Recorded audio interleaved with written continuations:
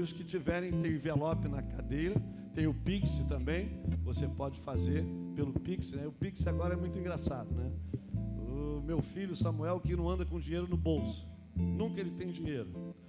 E quando ele está comigo, ele fala, para na rua para pagar estacionamento, ele, pai, tem aí um trocado? Eu sempre tenho um trocado, que nem meu pai fazia. Meu pai sempre andava com trocado no bolso e dava para ele. Quando ele não está, o cara do estacionamento, ei, me dá um Pix. Da rua, do estacionamento, já dá um Pix. Ele passa Pix, né? Então, até o tomador de conta de carro hoje tem o Pix para receber. Então, eu sei que quase toda a população hoje tem Pix. Então, não fale, se eu não tenho dinheiro no bolso, tenho Pix. Tem o cartão. Então, você pode ofertar com honra, com alegria, com toda gratidão a Deus por tudo que Ele tem feito por nós. Dê o seu melhor nesta manhã. Dê o seu melhor com alegria no coração. Amém? Vamos orar. Pai, abençoamos esta oferta que será liberada, entregue por cada irmão, por cada pessoa, com alegria, com gratidão, com honra a Ti, porque Tu és digno de honra e nós queremos Te honrar. Nós queremos Te exaltar através das nossas ofertas com generosidade e queremos também abençoar essas vidas, abençoar aqueles que vão entregar seus dízimos, que também sejam abençoados pela fidelidade e pela honra que tem dado a Ti. Recebe a nossa gratidão, recebe o nosso louvor em nome de Jesus e que a Tua bênção venha sobre todos nós. Amém.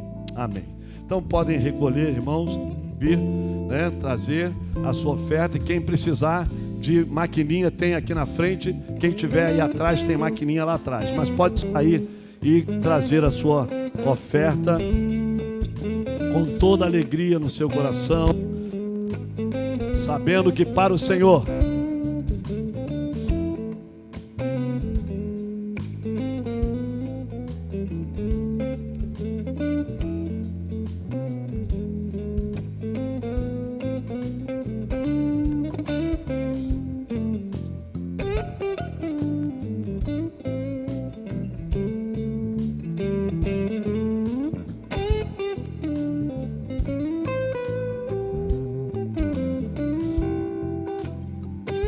Deus é fiel, Deus cumpre as suas promessas e cumprirá na sua vida através da sua semente entregue com gratidão e honra ao Senhor. Com certeza Ele te abençoará.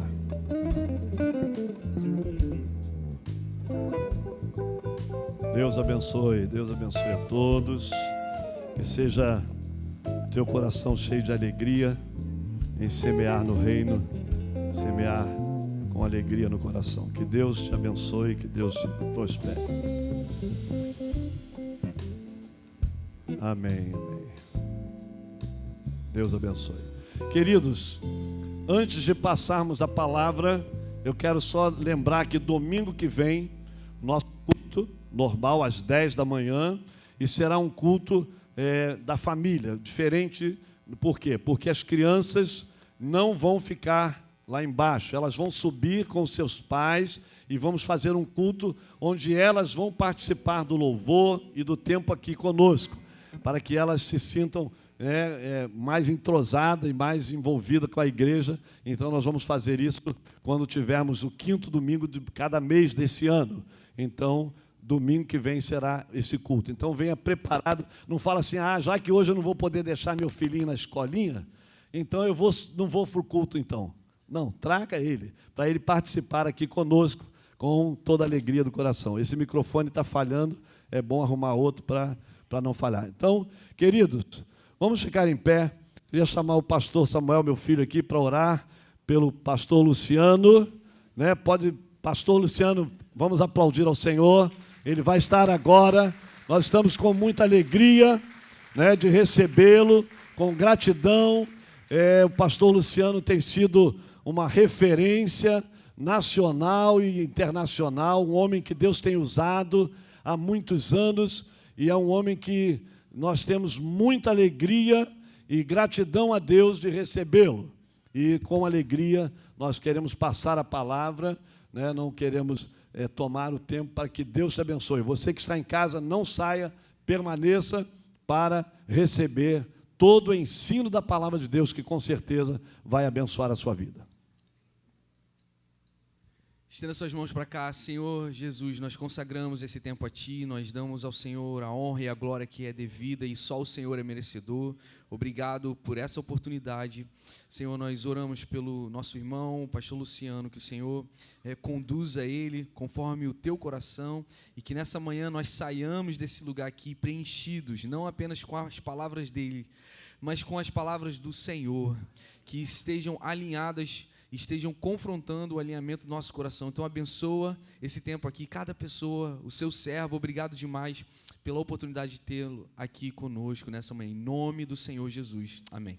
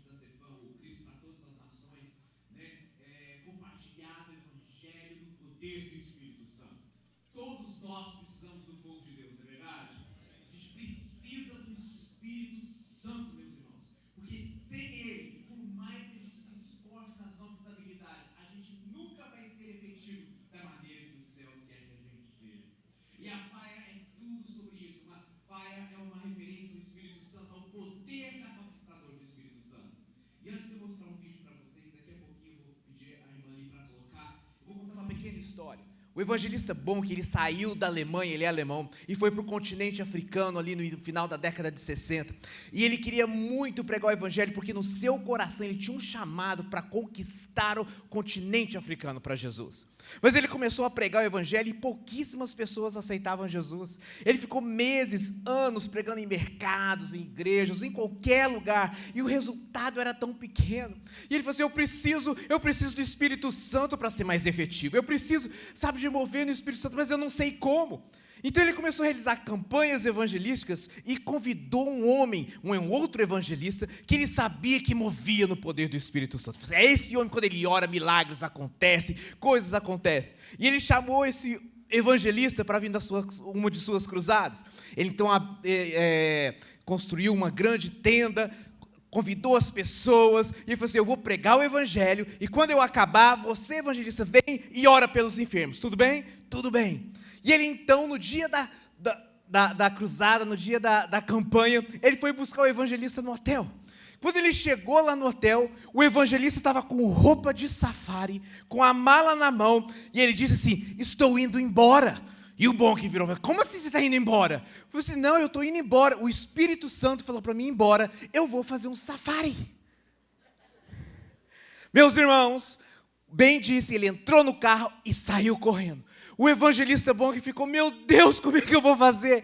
A tenda cheia de gente, esperando o homem de Deus orar pelos enfermos. Eu vou lá, Senhor, eu não sei como eu vou operar no Espírito, eu não sei, eu não sou cheio, eu preciso do Senhor, me ajuda. E ele entrou dentro do carro, e aos prantos, falou, Senhor, como é que eu vou fazer? Eu estou sozinho. Meus irmãos, dentro daquele carro, ele teve uma experiência incrível do Espírito Santo. E o Espírito Santo disse, você não está sozinho.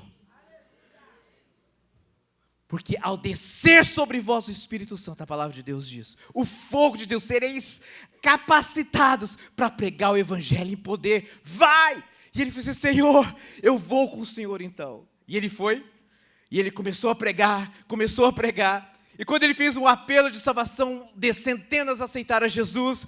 E quando ele foi orar pelos enfermos, meus irmãos, 3 cegos levantaram.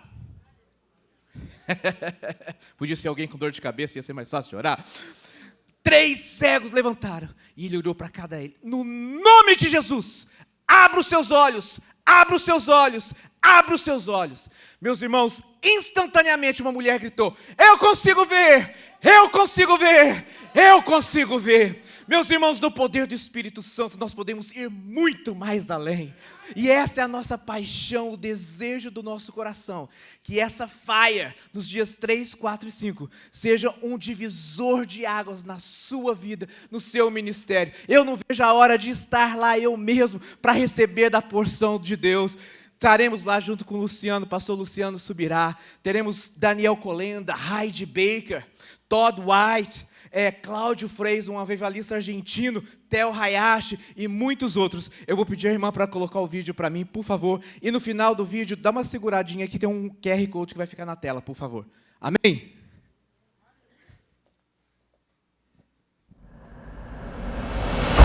That Brazil shall be saved. Que o Brasil seja salvo em nome de Jesus.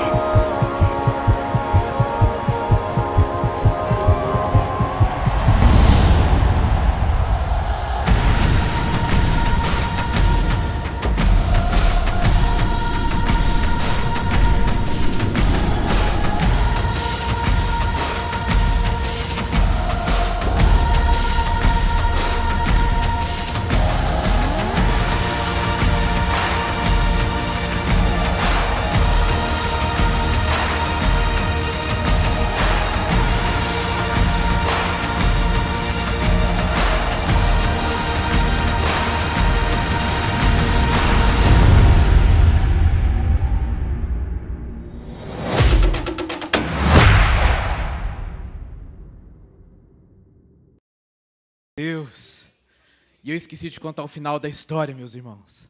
Depois daquela tenda, daquele culto, milhares, centenas de eventos evangelísticos se sucederam na África. O evangelista bom que já pregou para mais de 2 milhões de pessoas em um único culto. E nos últimos 47 anos, já vimos mais de 83 milhões de pessoas aceitarem a Jesus como seu Senhor e Salvador. Meus irmãos, no Espírito Santo nós podemos ir muito mais além. Amém? E eu tenho um presente para dar para vocês essa manhã. Até eu tenho um QR Code aqui na tela. E também tem no panfleto que vocês acabaram de receber. Se você colocar o seu celular e escanear esse QR Code, vai abrir o WhatsApp. Você vai só apertar Enter. E durante o dia hoje, em algum momento, você vai receber uma resposta. E vai ter um link ali para você poder acessar esse vídeo, outras coisas, outro material. E também um cupom especial, né? O pastor Luciano Subirá nos concedeu o privilégio de todo mundo que estiver fazendo fizer as inscrições para a FAIA até o dia 25 agora, nós vamos mandar para você um novo livro, um lançamento que ele está prestes a lançar, né, chamado A Cultura do Jejum, nas próximas semanas, e você vai ser um dos primeiros a receber esse livro, porque nós vamos mandar diretamente para o seu endereço, pelos correios, para todos aqueles que fizeram a inscrição. Quando você fizer a inscrição, basta colocar a palavra Luciano, a mensagem vai te dar a instrução, e você vai receber de presente este livro no nome de Jesus. Amém? Glória a Deus. Muito obrigado, pastor Luciano. E até novembro, no nome de Jesus.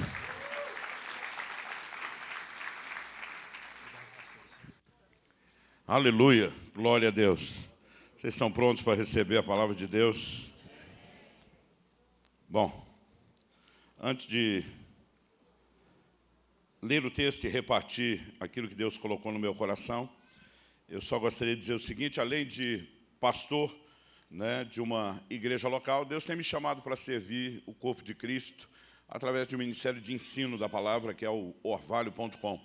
Né? E uma das 4 áreas que nosso ministério prioriza muito, áreas de atuação, é a distribuição de literatura.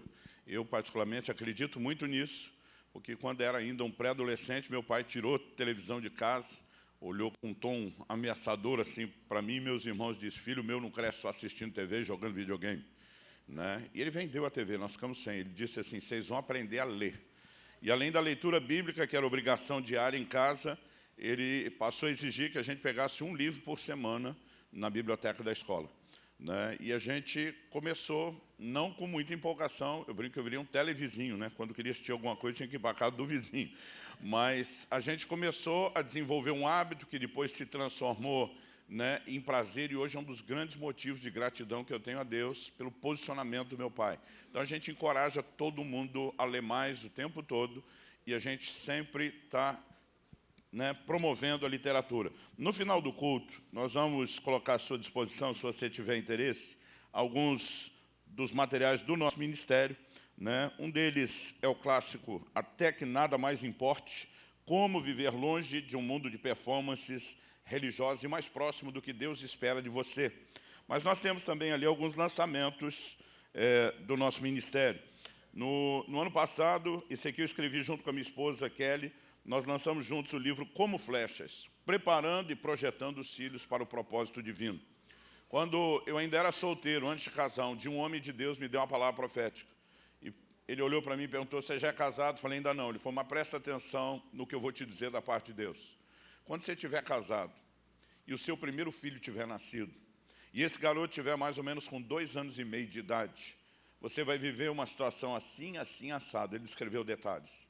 Ele disse: se você agir da forma errada nesse dia, e ele explicou qual era a forma errada, ele disse: você vai perder o coração dele para sempre.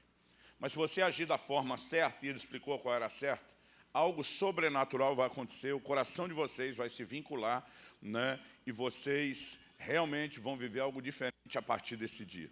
Eu estou pensando até eu casar, depois de casado até meu filho nascer, depois até meu filho ter 2 anos e meio. Eu pensei: eu nem lembro mais o que esse homem falou. Quando eu falei isso, é como se ele ouvisse, ele dissesse: não se preocupe em lembrar o que eu estou dizendo, porque quando acontecer, o Espírito Santo vai te fazer lembrar. 1 ano depois eu me casei. 2 anos e meio depois do casamento, meu filho nasceu. Então já fazia 3 anos e meio que o homem de Deus tinha dito aquilo quando ele nasceu. E quando ele tinha 2 anos e meio de idade, 6 anos depois, aquilo aconteceu exatamente como foi descrito. E eu já estava fazendo a coisa errada quando eu lembrei. Mas não foi uma lembrança qualquer. Foi como se eu visse um filme passando na minha frente, aquele cara me apontando o dedo, eu lembrando da advertência, e eu tive o tempo de consertar a situação, e o que ele disse também aconteceu. Né? Algo sobrenatural. Meu coração do meu filho se ligou de uma forma inexplicável a partir daquele dia. Né? Hoje, com os filhos crescidos, adultos, já servindo a Deus, sentimos a direção de abrir a caixa preta da criação de filhos. Né? Não apenas os princípios bíblicos que deveriam nortear a criação de filhos, mas o foco em encaminhá-los por propósito, com mentalidade. Nós precisamos parar de correr atrás e correr à frente. Né? O que eu quero dizer, muitos de nós esperamos ter um problema, não saber como lidar, errar, para depois tentar descobrir como consertar o que a gente já podia ter feito certo. Então não quero encorajar só os pais. Você que ainda está solteiro, orando para casar, naquele versículo: eis que estou à porta e bato. se alguém ouvir a minha voz. Né? Ou você que depois de uns anos orando sem ver resposta, já migrou para o versículo do desespero, que vem a mim de modo nenhum lançarei fora, já está aceitando qualquer coisa.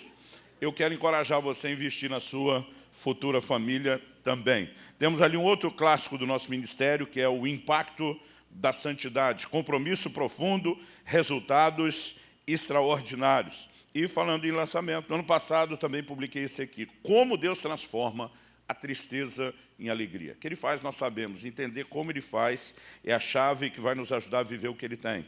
E no ano passado também publiquei esse livro aqui. Esse eu só escrevi o prefácio. Foi o primeiro livro do meu filho, Israel. Mate o Dragão, a batalha pela pureza sexual. Nós temos vários materiais ali, né? Esse livro me abençoou muito no ano passado. Não é de minha autoria, de dentro para fora. Ele fala muito a respeito de transformação, como um processo interior, mas especialmente a parte que fala do fruto do Espírito me marcou muito. E temos um livro que nosso ministério publicou em parceria com o Todd White, será um dos preletores da Fire Conference. Na minha opinião, o Todd é uma das pessoas, né, do nosso tempo que mais intensamente se move no Espírito da forma mais simples, o que eu amo. Né? E ele tem uma história extraordinária de conversão, de crescimento espiritual. E nós publicamos, A Vida é Curta, Deixe um Legado. Todo esse material, você vai perceber nos preços lá no final, que nossa intenção não é fazer comércio, né? Tem materiais ali já de valor bem acessível, sendo parcelado em 12 vezes sem juros. E se ainda assim você quiser muito levar um dos meus livros, e você não puder pagar o valor proposto, ainda que é acessível, nós vamos deixar você fazer o seu preço. Nós vamos fazer que nem Casas Bahia, quer pagar quanto? Né? Então, você só precisa memorizar uma senha que você vai ter que usar ali do lado de fora. Né? A senha é a seguinte, você vai chegar lá no stand e dizer para os irmãos, diante de Deus, e eu não posso pagar esses 20 reais aí. Aí ele vai olhar para você e perguntar, pode pagar quanto? Alguma coisa nós vamos tentar arrancar de você. 10, 5, 2.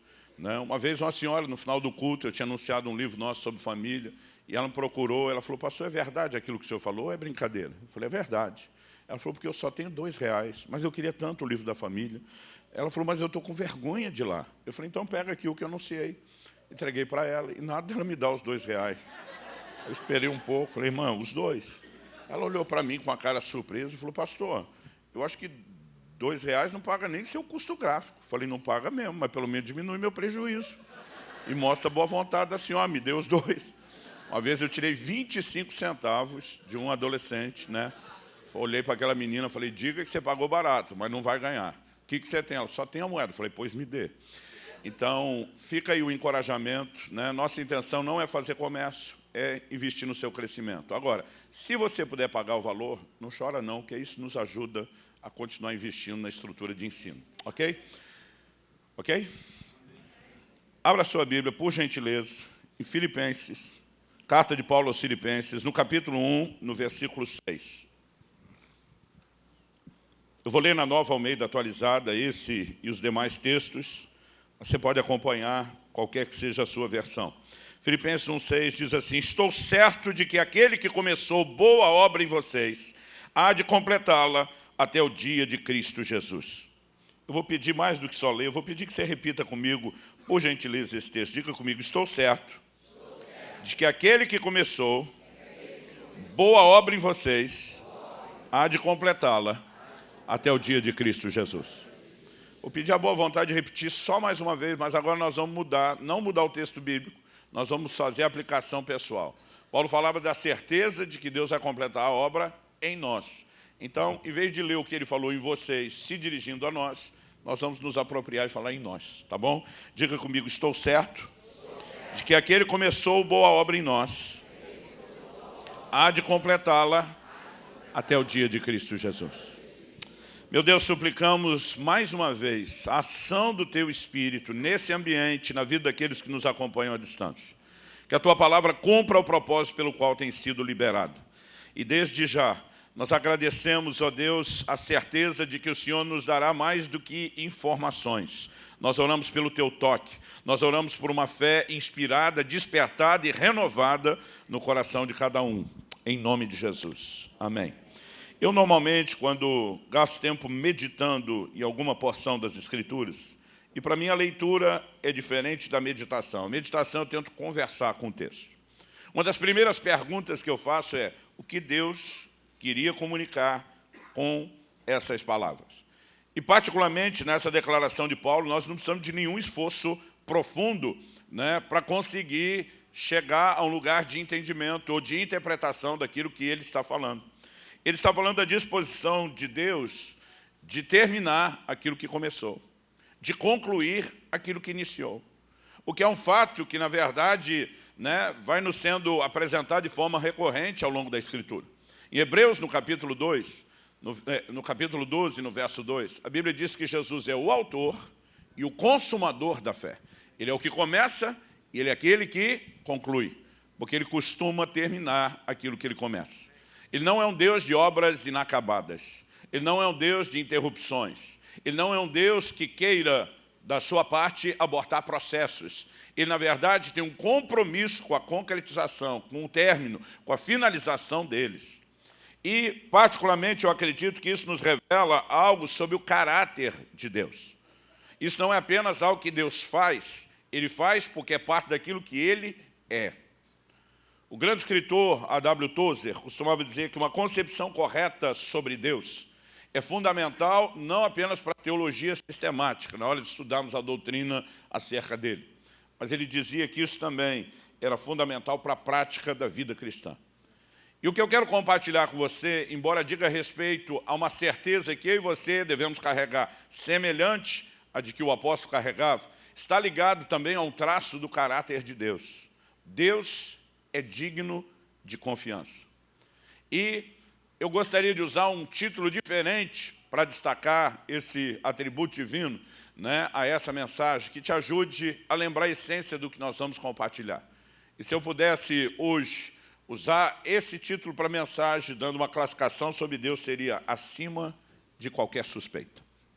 Eu gostaria que nós pudéssemos olhar para o caráter de um Deus que tem um compromisso de concluir nas nossas vidas aquilo que começou, e Ele está acima de qualquer suspeita. Ele é digno de toda a confiança, Ele é fidedigno. Em momento nenhum, o meu e o seu coração deveria deixar de manifestar a mesma certeza, a mesma convicção que o apóstolo externou. Estou certo de que aquele que começou boa obra em vocês há de completá-la até o dia de Cristo Jesus. Eu gostaria de apresentar essa visão em cima de 3 fundamentos e alicerces bem distintos.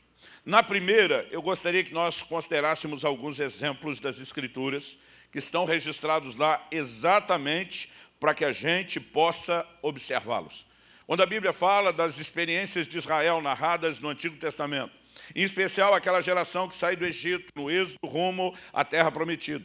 Em 1 Coríntios, capítulo 10, verso 11, a Bíblia diz: essas coisas lhes aconteciam e foram escritas para advertência nossa, para nosso exemplo de quem são chegados os fins dos tempos.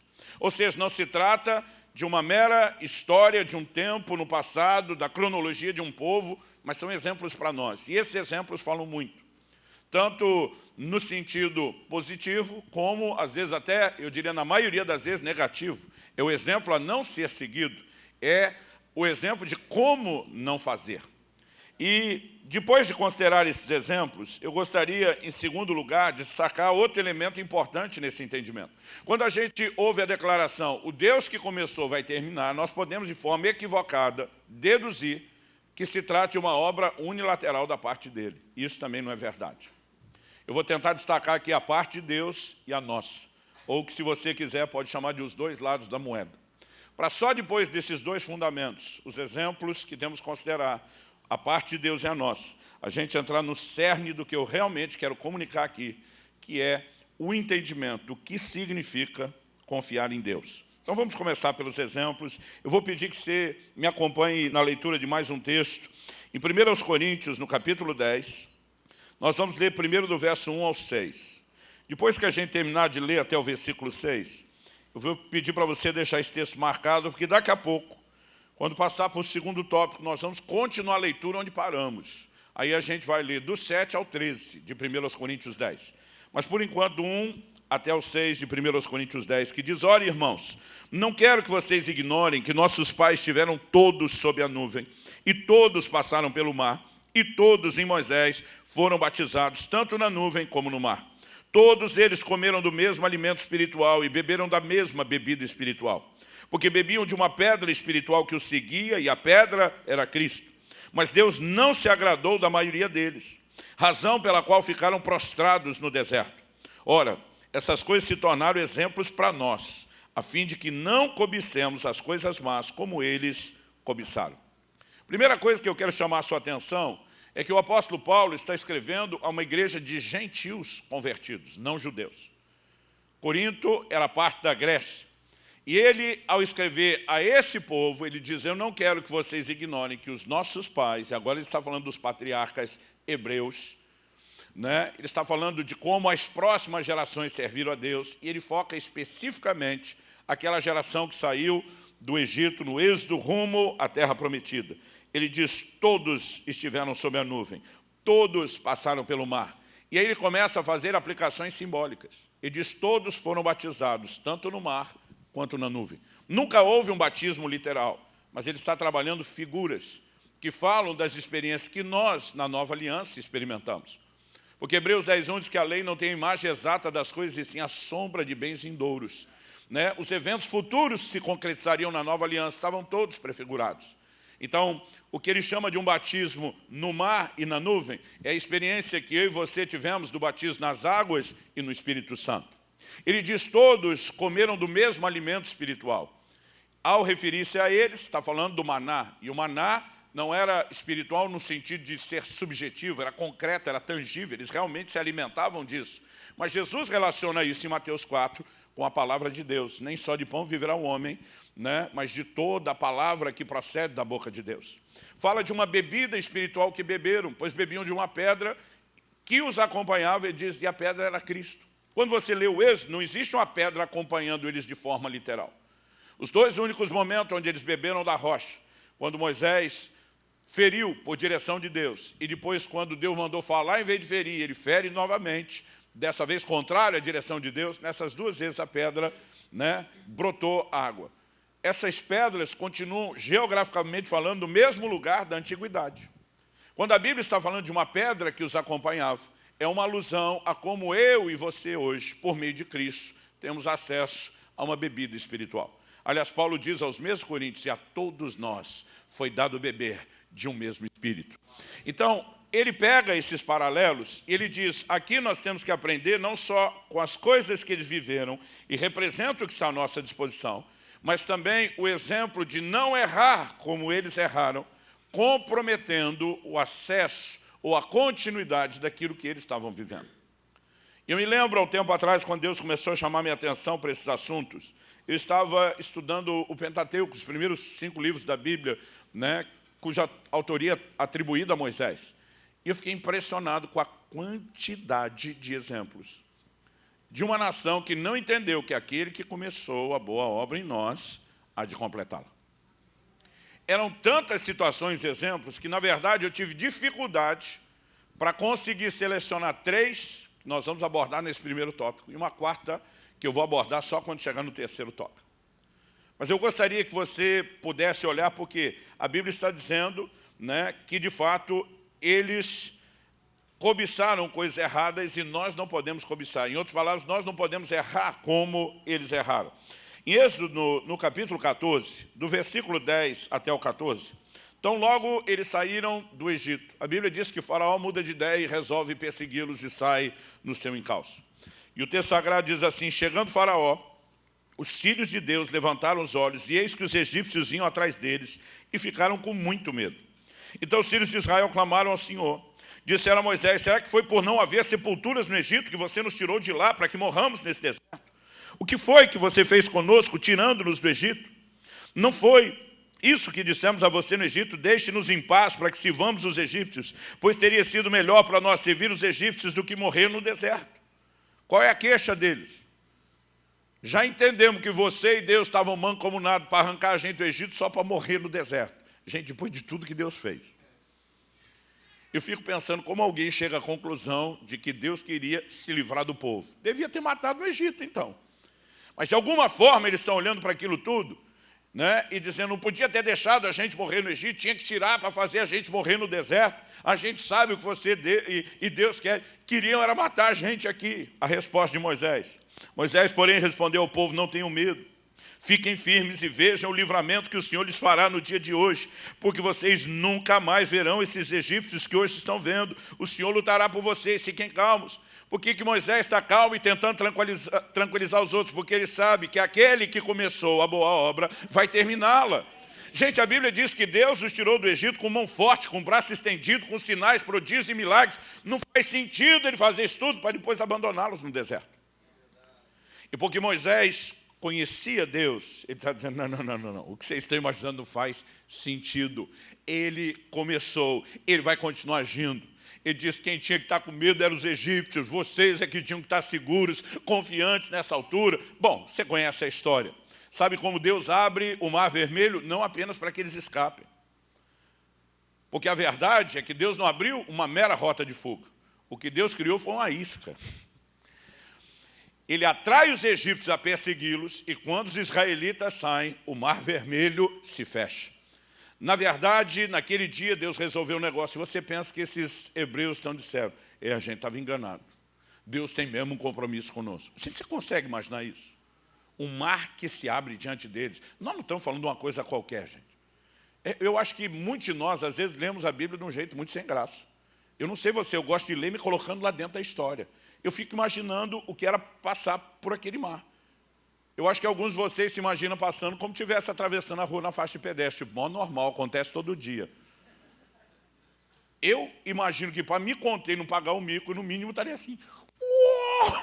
E aliás, se fosse hoje, uma selfie para eternizar o momento. Com certeza.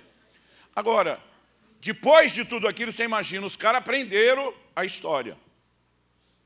Aprenderam a lição.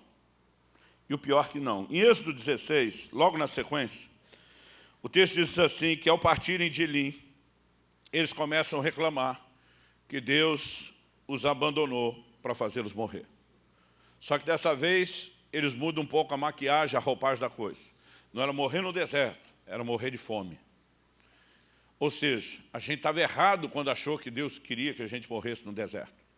Ele queria matar nós, era de fome. Ou seja, eles continuam acreditando que Deus quer se livrar deles. Mas eles acham que só estavam equivocados da maneira como Deus faria. Olha o que diz Hebreus 16, 3 e 4. Êxodo 16, 3 e 4. Os filhos de Israel disseram a Moisés e Arão, quem nos dera tivéssemos morrido pela mão do Senhor na terra do Egito, quando estávamos sentados, juntos às panelas de carne, comíamos pão à vontade. Pois vocês nos trouxeram esse deserto a fim de matarem de fome toda essa multidão. Então o Senhor disse a Moisés, eis que farei chover do céu pão para vocês, e o povo sairá e recolherá diariamente a porção para cada dia. A partir desse dia, o maná vem numa provisão diária durante cerca de 40 anos. Deus está dizendo, eu não quero matar vocês de fome, coisa nenhuma. Deus está dizendo, eu sou aquele que começou a boa obra e vai continuá-la. Aí você pensa, não, depois da segunda, esse bando de cabeçudo aprendeu a lição. Não. Em Êxodo, no capítulo 17, que já é o seguinte, quando eles chegam em Refidim e descobrem que não há água, o texto diz assim, então o povo discutiu, vou ler Êxodo 17, 2 a 7. Então o povo discutiu com Moisés e disse, dê-nos água para beber. Moisés respondeu, por que vocês estão discutindo comigo? Porque estão tentando o Senhor. Mas ali o povo estava com sede de água e murmurou contra Moisés, dizendo, por que você nos tirou do Egito para nos matar de sede, a nós, nossos filhos, aos nossos rebanhos? Ou seja, não era para matar no deserto, nem de fome. Agora não entendemos, de sede. Mas eles continuam acreditando que Deus queria se livrar deles. Ele diz, então Moisés clamou ao Senhor, o que farei com esse povo? Daqui a pouco vão me apedrejar. O Senhor respondeu, passe adiante do povo. Leve com você alguns dos anciãos de Israel. Leve também o bordão com que você feriu o rio Nilo e siga em frente. Eis que estarei ali diante de você sob a rocha em Horebe. Bata na rocha e dela sairá água e o povo beberá. Moisés assim o fez na presença dos anciãos de Israel. E chamou o nome daquele lugar Massá e Meribá, que significa contenda e murmuração, por causa da discussão dos filhos de Israel, e porque tentaram o Senhor dizendo, está o Senhor no meio de nós ou não? Bom, esses três exemplos são mais do que suficientes para que a gente observe um povo cuja conduta era baseada numa forma errada desconfiada de olhar para um Deus que deveria estar acima de qualquer suspeita. Eles deveriam simplesmente ter a consciência, aquele que começou vai continuar, mas o tempo todo eles estão esperando, né, de alguma forma, acreditando de forma errada, que serão sabotados, que serão abandonados, que serão esquecidos, que serão deixados para trás. A partir desses exemplos que estão na Escritura, para que eu e você possamos aprender com eles, ou seja, Deus não quer que a gente repita o erro que eles repetiram, eu quero destacar o que nós vamos chamar aqui da parte de Deus e a nossa. Só a declaração, aquele que começou vai terminar, pode sugerir para alguns, né, que esse é um ato unilateral da parte de Deus e que ele vai fazer tudo sozinho, mas isso não é verdade. Inúmeros textos bíblicos nos mostram, na verdade, que há tanto a parte de Deus como a nossa no processo. Por exemplo, falando de santificação, em 1 Tessalonicenses 5, de 22 a 24, o apóstolo Paulo diz, abstenham-se de toda forma de mal. Esse é o verso 22, curtinho. Ele, obviamente, está nos responsabilizando. Quem que tem que se abster do mal? A gente. Deus está dizendo, vocês se abstêm. Em outras palavras, está dizendo, eu estou responsabilizando vocês. Essa é a sua parte na história. Só que depois de nos responsabilizar para nos abster do mal, na sequência, o verso 23 diz, o mesmo Deus da paz os santifique em tudo. E que o espírito, a alma e o corpo de vocês sejam conservados íntegros e irrepreensíveis para a vinda do nosso Senhor Jesus Cristo. Então, o Deus que nos responsabiliza também oferece recursos para que a gente não cumpra aquilo que Ele nos responsabilizou sozinho. Ele também vai participar do processo. Mas isso não significa que Ele esteja agindo sozinho. Nem teremos Deus agindo de modo unilateral de um lado, nem o homem do outro. Uma das chaves de entender a vida cristã diz respeito à interação. E é na sequência que vem o verso 24, que diz assim, fiel é aquele que o chama, o qual também o fará. A maioria de nós, quando ouve ou lê a palavra chamado, a gente pensa em ministério.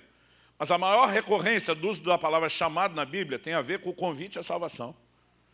E eu e você precisamos entender que aquele que nos chama é fiel. Ou seja, Ele está agora colocando os nossos olhos no caráter de Deus. Aquele que convidou, que atraiu vocês ao Evangelho é fiel. Tá, por que você está dizendo que é fiel? O qual também fará. Em outras palavras, o que começou vai terminar aquilo que Ele começou. Isso é parte do seu caráter. Sabe, quando nós começamos a entender isso, aliás, a maior parte das vezes onde há declarações sobre o fato de Deus ser fiel, é justamente um chamado a esse olhar para o caráter de Deus. Agora, nós vamos voltar para aquele texto que eu pedi para você deixar marcado, que é 1 Coríntios, capítulo 10. A gente leu do 1 ao 6, agora vamos ler a partir do verso 7, que é a continuação. E diz, não sejam idólatras. Está falando da nossa responsabilidade. Como alguns deles foram, conforme está escrito, o povo assentou-se para comer e beber e levantou-se para se divertir. E não pratiquemos imoralidade, como alguns deles o fizeram e caíram mortos num só dia, 23 mil. Não ponhamos Cristo à prova, como alguns deles fizeram, e foram mortos pelas serpentes. Não fiquem murmurando, como alguns deles murmuraram, e foram destruídos pelo exterminador. Essas coisas aconteceram com eles para servir de exemplo. Foram escritas como advertência a nós, para quem o fim dos tempos tem chegado. Depois de dizer, para não errar como eles erraram. Aliás, quando a gente terminou a leitura, deu a pausa no verso 6, não cobiçar as coisas más como eles cobiçaram. Depois desses 4 exemplos de não errar como eles erraram, a Bíblia diz que isso tudo tinha que servir de exemplo e de advertência para nós. Aí no 12 ele diz, por isso. E aqui nós temos um elo de ligação entre o raciocínio que está sendo construído e a conclusão a que se chega. Por isso, aquele que está em pé, cuide para que não caia. Deus está nos responsabilizando a cumprir a nossa parte. Mas, de novo, nós vamos perceber que Deus também não nos deixa sozinhos. Depois de nos responsabilizar, Ele diz no verso seguinte, o 13, não sobreveio a vocês nenhuma tentação que não fosse humana, mas Deus é fiel. De novo, a declaração da fidelidade de Deus, mas Deus é fiel e não permitirá que vocês sejam tentados além do que podem suportar. Pelo contrário, juntamente com a tentação proverá livramento para que vocês a possam suportar. Primeiro ele diz, Deus responsabilizou vocês permanecerem de pé, mas vocês precisam saber, apesar de serem ordenados a não tropeçar, Ele é aquele, como diz Judas, capítulo único, verso 24, ora, aquele que é poderoso para vos guardar de tropeçar. Ao mesmo tempo que Ele nos comissiona, Ele diz, não deixarei você vendido à própria sorte, não te deixarei sozinho, eu vou te oferecer recursos. Aí o texto diz que além dele não permitir nenhuma tentação maior do que a nossa capacidade de resistir, ele ainda oferece ajuda, livramento. E é nesse momento que o texto diz, mas Deus é fiel. Ou seja, é o seu caráter. Ele é o Deus acima de qualquer suspeita. Não faz sentido ele nos arrancar do Egito, do mundo, do lugar de pecado, para depois, no meio do caminho, nos abandonar ao próprio pecado, de maneira que a gente não vença. Eu lembro de alguns amigos, quando na adolescência eu comecei a servir a Deus com dedicação, depois do enchimento do Espírito Santo, eu lembro de alguns amigos que foram desistindo da fé. Sabe qual era o argumento deles? Cara, nós não vamos aguentar não pecar. Não tem jeito. E já que não vão aguentar pecar, e Deus vai chutar a gente fora mesmo, saíram primeiro. Eu dizia, vocês estão malucos? Mesmo se eu acreditasse que Deus ia tentar me chutar depois de errar, ele que chutasse com força, eu dizia, porque eu vou agarrar no pé dele no largo. Que conversa é essa? De porque não vou conseguir, já estou desistindo. Gente, a Bíblia diz, Deus é fiel. Nós usamos a declaração de Deus é fiel totalmente distorcida do contexto da Bíblia. Eu me lembro, no início da nossa igreja em Curitiba, os irmãos se uniram da igreja, me deram um presente que eu nunca mais vou esquecer. Me deram um carro, mas era o carro, Samuel. Na época, aquela Dublô Adventure, quando era novidade, seminova. Eu nunca tinha tido um carro tão bom. Eu fiquei tão feliz. Os irmãos botaram uma condição só. Pastor, o senhor tem que prometer que por um ano não oferta o carro, senão nós não damos. Aí eu falei, não, eu aceito. Por pelo menos um ano eu fico com ele.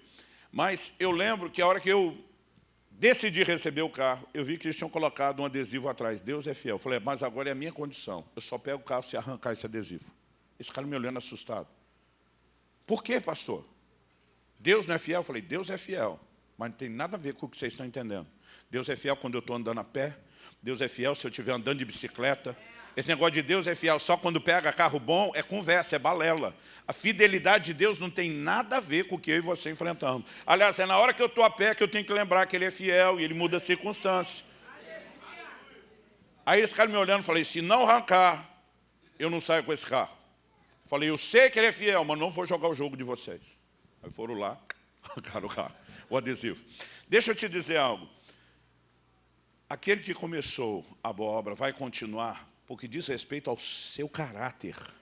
Ele é fiel, ele permanece o mesmo, ele não muda, ele sustenta o seu compromisso. E aqui o texto diz, Deus é fiel e não permitirá que vocês sejam tentados além do que podem suportar. Ainda vai dar livramento. Gente, quando nós começamos a pensar nisso, o que é, depois de nos arrancar no pecado, não deixarmos ser vencidos por ele, é a continuidade do que ele começou. Então ele está dizendo, vocês não façam bobagem, e ao mesmo tempo quero que vocês saibam, eu oferecerei recursos para que vocês não sucumbam diante da tentação. Porque aquele que começou a boa obra, ele vai completá-la. Então Deus é fiel, provê recursos para que eu e você fiquemos de pé. O homem deve cuidar para não cair. E essas afirmações, elas não se contradizem, elas se complementam. Paulo falava tanto da parte de Deus, como da sua própria, nas suas epístolas. Por exemplo, falando da sua, 2 Timóteo 4,7, combati o bom combate, encerrei a carreira, guardei a fé. Quem combateu o combate? Paulo. Quem encerrou a carreira? Ele. Quem guardou a fé? O apóstolo. Ele não disse que Deus combateu o bom combate no lugar dele, né? Que Deus encerrou a carreira e guardou a fé. Ele falou, foi tudo eu, minha responsabilidade. Mas na mesma segunda carta a Timóteo, no capítulo 1, no verso 12, ele diz, porque eu sei em quem tenho crido. Eu amo essa frase, em quem? Não é no que. Eu e você não cremos em algo, nós cremos em alguém, com A maiúsculo. Eu sei em quem tenho crido. E estou certo de que Ele é poderoso para guardar aquilo que me foi confiado até aquele dia. Ele não vai agir sozinho, como se não houvesse responsabilidades da nossa parte. Mas Ele também não nos deixa sozinho, como se fosse só a nossa responsabilidade. Ele é poderoso para guardar aquilo que Ele nos confiou. Em outras palavras, Ele está dizendo, da minha parte, eu vou oferecer todos os recursos, todas as ferramentas, tudo o que você precisa para que você cumpra a responsabilidade que eu te dei. Dito isso, vamos para o nosso terceiro e último fundamento. O que significa confiar em Deus? E aqui eu quero gastar um pouquinho mais de tempo. Fé, ou seu sinônimo confiança, é um ingrediente necessário não só para nos aproximarmos de Deus. Hebreus 11:6 diz, ora, aquele que se aproxima de Deus deve crer que Ele existe, que Ele é galardoador dos que o buscam, porque sem fé é impossível agradar a Deus. Nós sabemos que fé é necessária para se aproximar. Mas nós precisamos entender que a fé é necessária para que depois de aproximar a gente não se afaste de Deus. O que diz Hebreus capítulo 3, eu vou ler de 12 a 14. Tenham cuidado, irmãos, aqui de novo, responsabilidade humana. Tenham cuidado, irmãos, para que nenhum de vocês tenha um coração mau e descrente. As versões mais antigas dizem um perverso coração de incredulidade. Essa palavra no grego, apistia, significa falta de fé, descrença, infidelidade, incredulidade. Que nenhum de vocês tenha um coração mau e descrente que o leve a se afastar do Deus vivo. Se a fé aproxima, a dúvida, a descrença, a desconfiança nos afasta. Ele diz, pelo contrário. O que é o contrário? De se afastar, colar nele, ficar juntinho, como diria o mineiro do interior, agarrado nele. Ele diz, pelo contrário, animem uns aos outros todos os dias durante o tempo que se chama hoje, a fim de que nenhum de vocês seja endurecido pelo engano do pecado. Porque temos nos tornado participantes de Cristo, se, e aqui nós temos um baita condicional, se de fato guardarmos firme até o fim a confiança que desde o princípio tivemos. Gente, a Bíblia diz que o justo vive pela fé, mas nós inventamos uma crença de que a gente converte por fé e que no meio do caminho não precisa continuar crendo. É fé do começo ao fim. Romanos 1,17 diz que a justiça de Deus se revela no Evangelho de fé em fé. É fé hoje, é mais fé amanhã, é mais ainda depois da manhã. E nós não podemos abrir mão da fé. Por isso que Paulo bate o pé dizendo, eu guardei a fé. Porque a fé não pode ser comprometida. E o texto está dizendo, nós temos que guardar firme até o fim a confiança que desde o princípio tivemos. Ou seja, em momento nenhum, nós podemos comprometer a confiança. Mas eu falei que ia mexer num quarto exemplo dos israelitas. Um exemplo negativo, e eu quero fazer isso agora. Em Deuteronômio, no capítulo 1, eu quero ler do verso 26 ao 32. Deuteronômio significa segunda lei, ou repetição da lei. Esse é o último livro de Moisés, e quando eles chegam no limiar da terra, Moisés, ele não apenas recapitula o que de mais importante Deus tinha feito, como também apresenta uma espécie de highlights, os melhores e piores momentos, mais piores do que melhores, da história de Israel. Nesse momento ele está falando de quando eles chegaram no limiar da terra. Era hora de entrar, mas o povo ficou com medo. E ele, recapitulando essa história, ele diz, porém vocês não quiseram ir, mas foram rebeldes à ordem do Senhor, seu Deus. Note a palavra rebelde. Vocês desobedeceram. Deus mandou entrar na terra conquistar, vocês foram rebeldes. Depois ele diz, ficaram murmurando em suas tendas. Observe o segundo erro, murmuração. Ficaram murmurando em suas tendas e disseram, o Senhor está com ódio de nós. E por isso nos tirou da terra do Egito para nos entregar nas mãos dos amorreus e nos destruir. Para onde iremos? Nossos irmãos nos deixaram com medo, dizendo, aquele povo é maior e mais alto que nós. As cidades são grandes e fortificadas até o céu. Também vimos ali os filhos dos anaquins, que eram gigantes. Então eu lhes disse, não fiquem apavorados, nem tenham medo deles. O Senhor, o seu Deus, que vai adiante de vocês, Ele lutará por vocês, segundo tudo o que viram que Ele fez conosco no Egito e também no deserto, onde viram que o Senhor, seu Deus, os levou como homem leva o seu filho por todo o caminho pelo qual andaram, até chegar nesse lugar. Gente, olha o povo de novo. Ah, não. A gente descobriu que Deus não queria matar a gente no deserto, nem de fome, nem de sede. Agora nós entendemos. Ele queria fazer a gente morrer na mão dos cananeus. Ele queria primeiro mostrar a terra e depois tirar o doce da boca da criança. Ele armou isso tudo para derrubar a gente aqui, ó, no final. O que ele queria era que nós morrêssemos pela mão dos cananeus. Eles nunca mudaram a forma distorcida de olhar para Deus. Eles apenas interpretavam as circunstâncias diferentes, com a mesma visão equivocada que tinham de Deus o tempo todo. Agora, se a Bíblia diz que essas coisas foram escritas para nossa advertência, a pergunta a ser feita é, será que eu e você não somos inclinados a agir da mesma forma? Não, Deus planejou o meu mal, Ele queria me destruir nesse casamento. Aí depois você sobrevive o casamento e diz, não, não era isso. Aí os filhos vão entrando na adolescência e diz, Deus queria me derrubar, era com esses filhos. Depois você sobrevive aquilo e entra numa crise financeira e diz, não, era aqui que ele... Ou seja, tem gente que ele vive esperando que Deus revele algum intento que seja totalmente diferente, a natureza do seu caráter, que é continuar aquilo que começou. Agora, esse perverso coração de incredulidade nos afasta de Deus. Moisés bate o pé, começa a protestar, né, e dizer, não fiquem apavorados, não tenham medo deles, o Senhor que vai adiante de vocês, lutará por vocês, segundo tudo aquilo que vocês viram que Ele fez no Egito e no deserto. Em outras palavras, gente, olha o histórico de Deus. Quando foi que Ele deixou de lutar por vocês? E de vez em quando eu e você temos que olhar para trás e lembrar algumas coisas, gente. Aliás, Jeremias disse, eu quero trazer à memória aquilo que me dá esperança. Eu lembro de um dia que eu acordei assim, por crime. O mundo, em vez de colorido, estava branco e preto, eu estava desanimado com algumas questões, e era aquele dia que você mal anda, você se arrasta. Os braços ficam caídos, feito um orangotango. E eu, desanimado, encontrei aquele tipo de crente que você não quer encontrar no dia que está desanimado. É o crente que lá no sul nós chamamos de aleluiado. É aquele ligado do trifásico, empolgadíssimo. E eu encontrei esse cara, ele olha para mim e diz, glória a Deus, que alegria te encontrar, pastor. E eu só pensando, hoje não. Ele falou, pastor, ouvi uma pessoa contando um testemunho seu de uma mensagem, queria perguntar para o senhor se é verdade. É verdade que aconteceu isso, isso, isso? Eu olhei e falei, é verdade. Ele falou, não, pastor, não é assim que o senhor conta história, o senhor dá detalhes, me diz aí a sua versão. Não, é isso que, pastor, por favor. Eu pensei, não vou me livrar dele. Aí fui contando, ele, não. Estiquei a versão mais estendida. Ele ficou feliz, pensei, agora me livro dele. Quando fui sair, ele falou, outra pergunta. Fulano falou que o senhor viveu uma experiência assim, assim, assim. Ele falou, é verdade ou é lenda urbana? Não, porque de vez em quando me contam os testemunhos meus que nem eu conheço.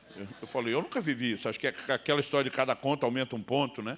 Ou alguém mistura a história de um com a de outro. Eu falei, não, tirando esse detalhe aqui, foi isso mesmo. Não, pastor, detalhes.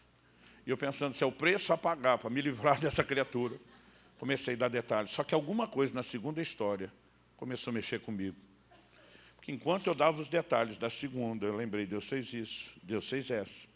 E daqui a pouco algo foi mexendo comigo. Quando eu terminei a história, eu já estava oferecendo, quer ouvir outra? Porque a lembrança das coisas que Deus tinha feito na minha vida começou a mexer comigo. Eu falei, que direito eu tenho de estar aqui abatido, como se Deus não tivesse interessado em mim, como se Ele não tivesse um compromisso. Porque trazer à memória o que dá esperança não é mero e simplesmente tentar motivar-se a si mesmo. É quando você olha para o histórico de Deus, você diz de jeito nenhum que Ele tem plano de me abandonar. Ele não fez tudo que fez, Ele não investiu tudo que investiu, Ele não demonstrou tudo que demonstrou à toa. Moisés está dizendo, lembrem daquilo que o Senhor fez no Egito e também no deserto. Agora, o que eu acho interessante é que apesar da Bíblia começar destacando rebeldia e murmuração, no último versículo aqui do texto nós lemos o 32, na verdade a parte que nós não lemos. Moisés diz, mas nem assim vocês creram no Senhor seu Deus. Ou seja, qual era o problema deles? Falta de fé e confiança.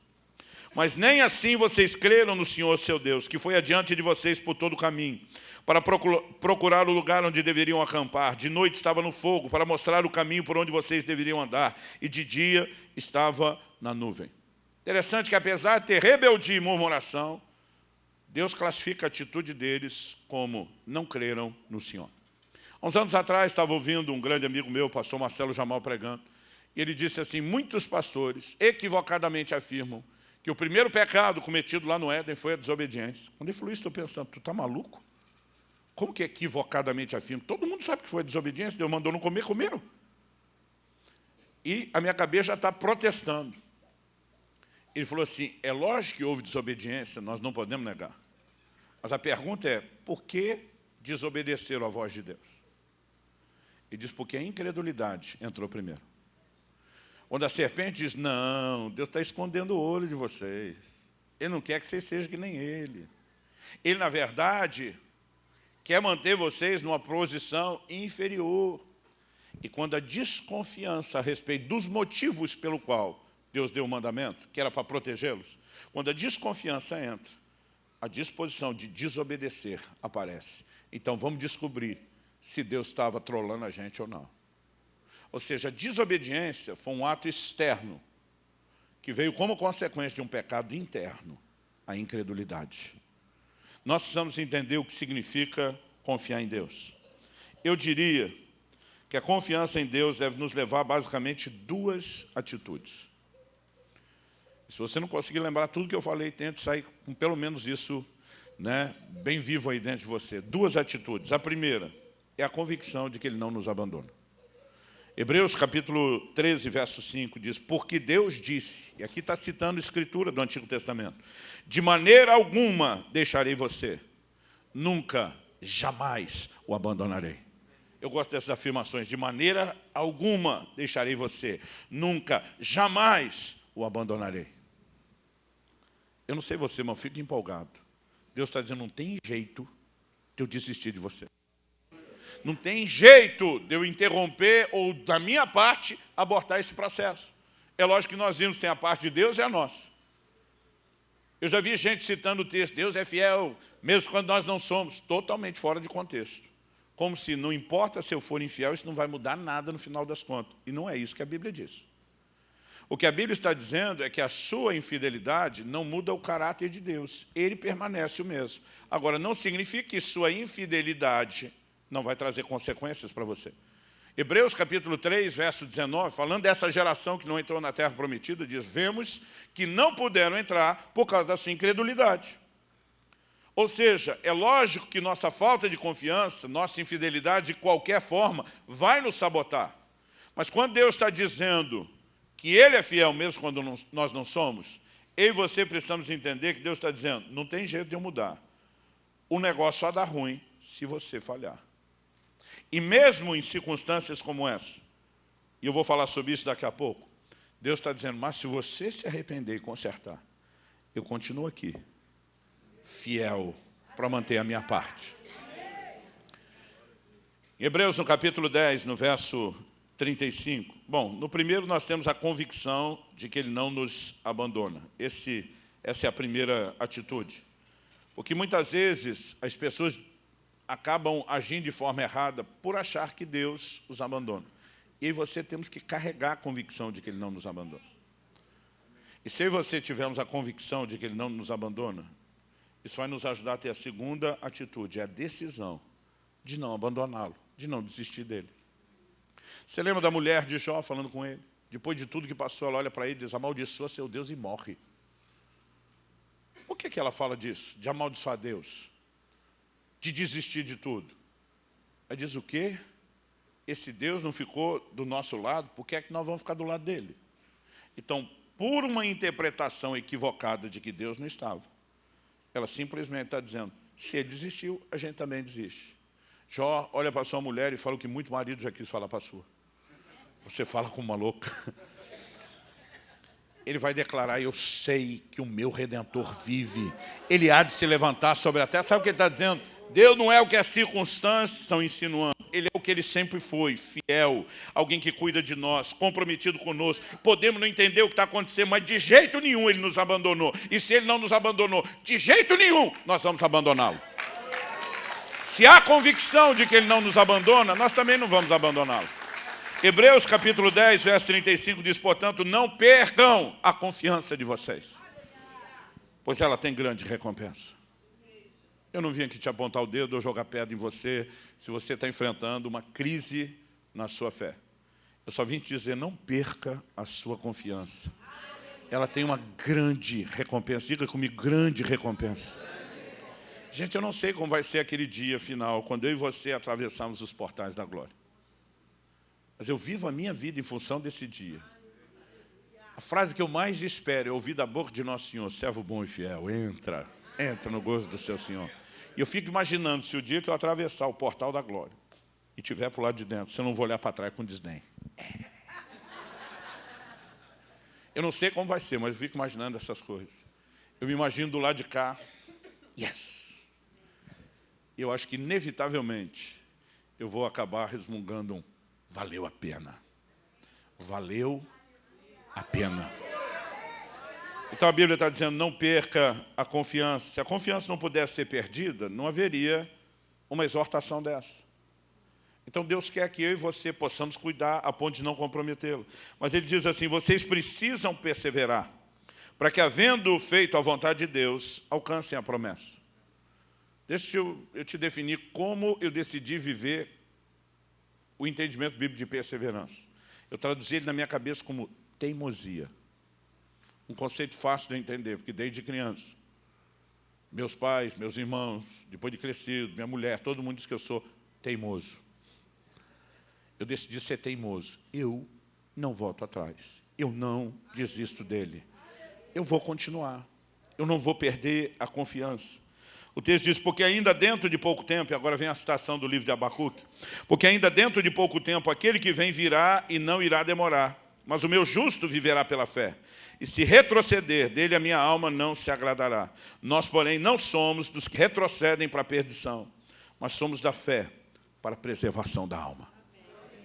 Diga, eu não sou dos que retrocedem. Fala, eu sou da fé. Aleluia. Se a visão que eu e você tivemos de Deus é de alguém acima de qualquer suspeita, a ponto de não nos abandonar, consequentemente, nós vamos olhar para ele da mesma forma. Então, eu não tenho motivos para deixá-lo. Porque aqueles meus amigos acreditavam que Deus iria chutá-los. Eles chutaram primeiro. Porque eu acreditava que ele não iria me chutar. Eu decidi, em momento nenhum, chutá-lo. Isso vai fazer toda a diferença na maneira como nós decidimos andar e caminhar com Deus. Mas voltando na frase que eu falei antes, ele é fiel mesmo quando nós não somos. Deus não está dizendo que se a gente for infiel, não haverá consequência.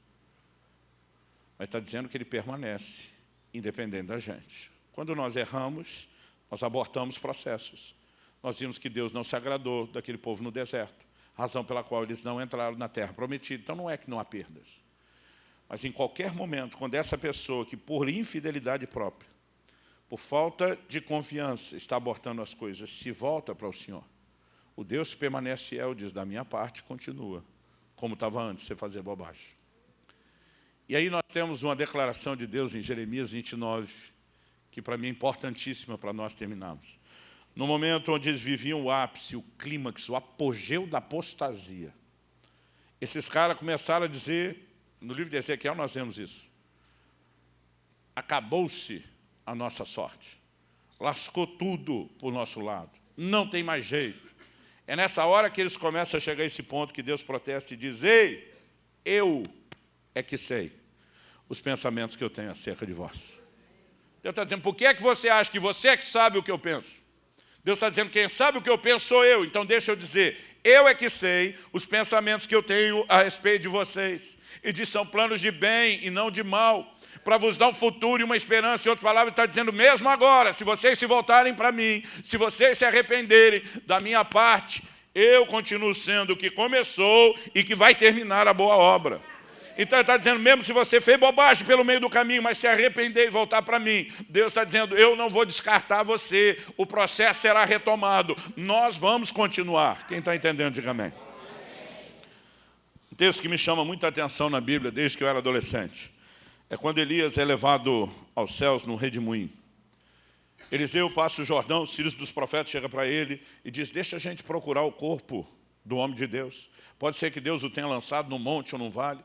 Eliseu olha para ele e diz, vocês estão malucos, gente. Esqueça isso, deixa isso para lá. Mas eles ficam insistindo tanto, apertam tanto, que Eliseu diz para eles, vão. A Bíblia diz 50 homens fazem uma busca de 3 dias, incessante. Eles voltam para Eliseu e dizem, não achamos. Eliseu olha para eles e faz o papel da mulher no casamento. Eu não disse? A maioria dos casados sabe que quando não ouve o conselho da esposa, a probabilidade de terminar com ela dizendo, eu falei, eu te disse, é enorme. A minha às vezes nem fala, ela só me olha. E quando ela me olha, eu ouço, dentro da minha cabeça, eu te disse. O que é que eu vejo nessa história? Eliseu está dizendo, gente, não faz sentido. Depois de Deus ter tirado o seu servo de uma forma apoteótica, como fez, descartá-lo no meio do caminho. Não combina com o caráter de Deus. Porque aquele que começa, termina o que começa. Ele não é o Deus de interromper processos. Ele nos permite interromper por decisão própria, mas se dispõe a retomar sempre que consertamos, da parte dele. Ele não vai interromper. Então eu gostaria de convidá-lo a voltar a olhar para Deus, se é que em algum momento você foi tentado a não agir dessa forma, como aquele que está acima de qualquer suspeita, como aquele que é fiel, como aquele que começou e vai terminar aquilo que começou. Você recebe essa palavra em nome de Jesus? Vamos ficar em pé para parecer que está acabando. Eu sei que dá um efeito psicológico, a turma pensa, o pregador não está descontrolado, não vai atrasar o almoço. O que a gente não fala é quanto tempo vai ficar de pé depois. Eu gostaria que nós pudéssemos orar juntos. Eu vou repetir mais uma vez, eu não vim te apontar o dedo ou jogar pedra em você. Deus sabe a possibilidade de termos uma fé frágil. É por isso que Ele nos exorta a não perder a confiança. É por isso que Ele nos exorta a olhar para exemplos como esse.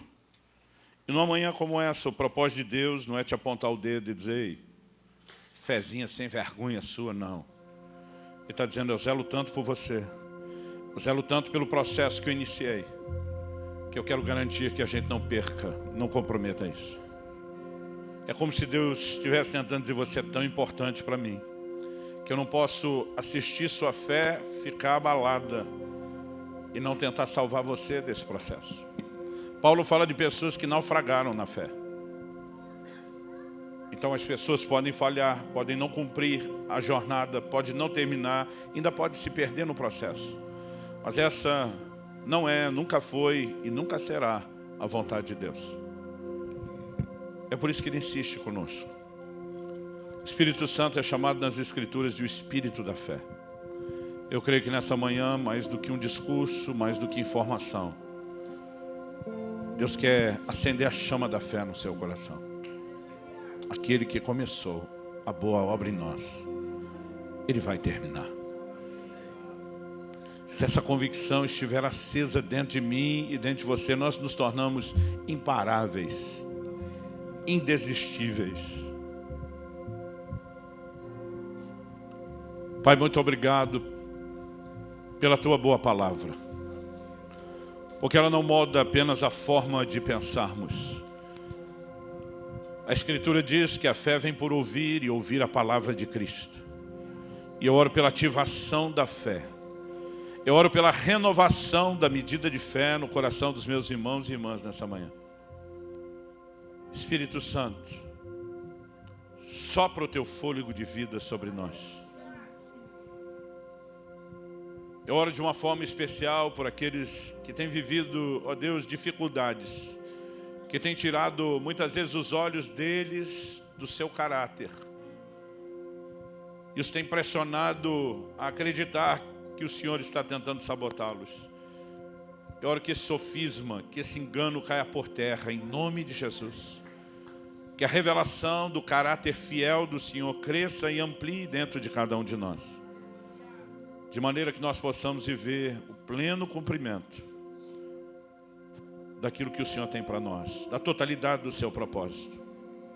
Queremos a semelhança de Paulo lá na frente dizer, combati o bom combate, encerrei a carreira, guardei a fé, sustentando com alegria, que fiel é o que nos chama, o qual também o fará.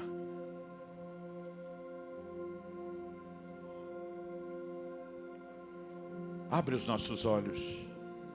Eu oro nesta manhã, mesmo por aqueles que estão com uma fé firme e forte, que ela se fortaleça ainda mais. Que nenhum de nós perca a confiança. Estenda a Tua mão e toca-nos. Para aqueles, ó Deus, que estão debaixo do peso das lutas, do desgaste das batalhas externas e internas, eu oro pelo bálsamo celestial hoje. Eu oro pelo Teu sopro de vida, reacendendo a chama da fé no coração deles. Oramos que possamos sair desse lugar não apenas motivados, mas possamos ser incendiados pela fé, que é liberada pela palavra e ação do Teu Espírito. E que seja dito de nós, eles não perderam a sua confiança. Eles entenderam que ela tem uma grande recompensa.